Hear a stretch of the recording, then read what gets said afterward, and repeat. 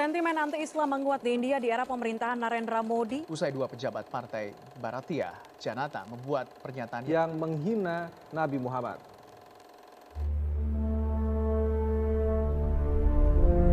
Beberapa hari terakhir, umat Islam di seluruh dunia tengah dihebohkan dengan kasus dua orang politisi dari Partai Bharatiya Janata atau BJP dari India yang terang-terangan menghina Nabi Muhammad SAW karena menikahi Aisyah radhiyallahu anha yang dianggap mereka masih terlalu kecil. Dua orang itu adalah Nupur Sarma dan Navin Kumar Jindal. Dalam sebuah acara talkshow yang disiarkan secara live oleh TV nasional India, Nupur Sarma berseloroh terhadap lawan debatnya dengan merendahkan pribadi Nabi Muhammad SAW. उसका मजाक बनाना शुरू कर तू 6 साल की बच्ची से प्यार करके 9 साल में you having sex with her इससे प्रॉफिट मोहब्बत है बोलना शुरू कर दूं मैं। Hal yang sama juga kemudian dilakukan oleh Navin Kumar Jindal. Melalui akun Twitternya, ia mentweet perihal Nabi Muhammad SAW yang menikahi seorang gadis di bawah umur bernama Aisyah radhiyallahu anha.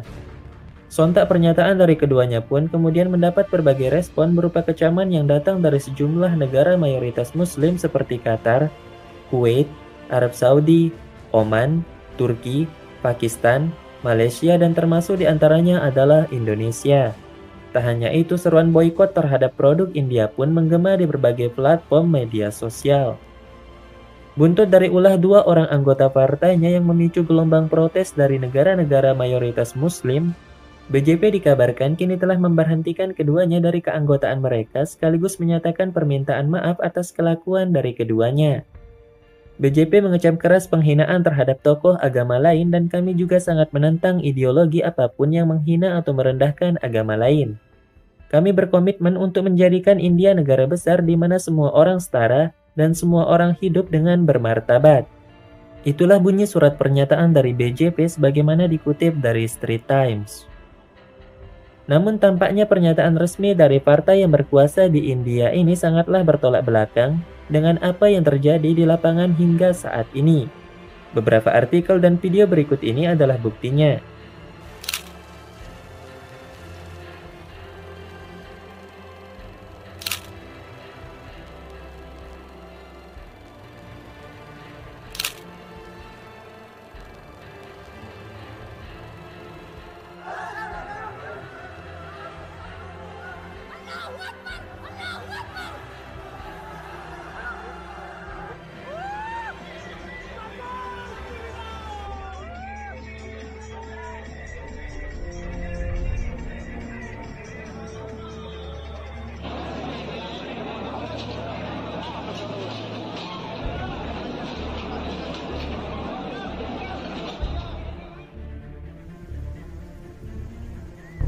India, negeri yang dimakmurkan oleh Muslim namun kini dikotori oleh para penguasanya sendiri.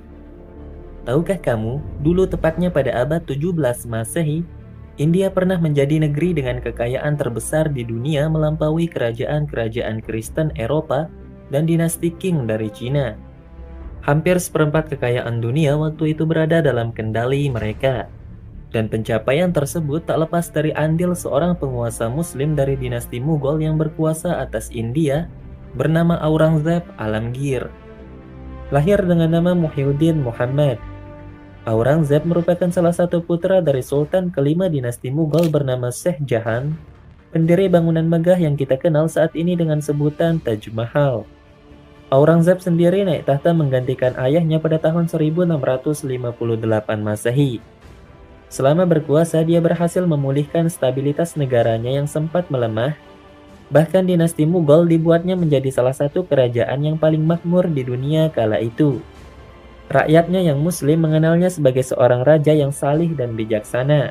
Namun bagi mereka yang beragama Hindu dan Sikh, dia dianggap sebagai raja yang kejam dan intoleran. Mereka menganggap Sultan mencoba untuk mengubah semua umat Hindu di India menjadi seorang Muslim, dan meyakini bahwa Alamgir telah banyak menghancurkan tempat peribadatan mereka. Namun hal ini dibantah oleh sejarawan asal Amerika Serikat Audrey Trusky. Dalam bukunya The Life and Legacy of India's Most Controversial King, Trusky mengungkapkan fakta lain terkait Aurangzeb yang tidak diketahui oleh sebagian besar masyarakat India, di mana menurutnya Alamgir bukanlah sosok pemimpin anti-Hindu yang gemar menghancurkan kuil sebagaimana yang kebanyakan orang katakan. Aurangzeb melindungi lebih banyak kuil umat Hindu daripada yang dia hancurkan. Selain itu, dia adalah satu-satunya sultan yang mempekerjakan lebih banyak orang Hindu dalam pemerintahan dinastinya daripada penguasa Mughal sebelumnya, ungkap Trashki dalam bukunya. Oleh karena itu, tudingan terhadap Alamgir ini menurut Trashki sebetulnya tak lepas dari propaganda kolonialis Inggris yang saat itu ingin merebut India dari tangan dinasti Mughal. Alamgir sendiri memimpin Mughal selama kurang lebih 50 tahun hingga ia wafat pada tahun 1707 Masehi, di usia yang ke-88 tahun. Sepeninggalnya, Mughal tak lagi menjadi dinasti yang dikenali dan disegani sebagaimana saat Aurangzeb masih memimpin. 150 tahun sejak kepergian Aurangzeb Alamgir, dinasti ini akhirnya mengalami keruntuhan, dan sejak saat itulah India benar-benar jatuh dalam kolonialisme Inggris. Lantas apakah kontribusi Muslim terhadap India hanya sampai di situ saja? Tentu tidak. Di zaman modern, tepatnya ketika India dilanda krisis COVID-19, dan itu menjadi salah satu yang terparah di dunia di mana ribuan orang meninggal setiap harinya, rumah sakit di setiap kota-kota besar di India sesak dipenuhi oleh para pasien yang terpapar COVID-19, hingga akhirnya membuat pihak rumah sakit kekurangan peralatan medis dan obat-obatan. Dan di saat-saat kritis seperti itulah, kaum muslimin datang menawarkan bantuan secara sukarela kepada India.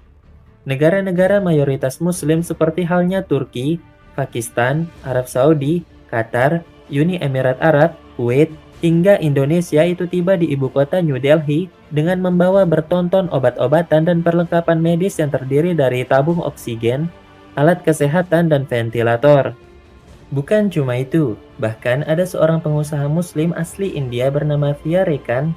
Dia sampai rela menghabiskan total 1,5 miliar rupiah untuk membeli 400 ton oksigen cair yang kemudian didistribusikan secara sukarela ke tiap-tiap rumah sakit yang membutuhkan pada saat itu. Subhanallah.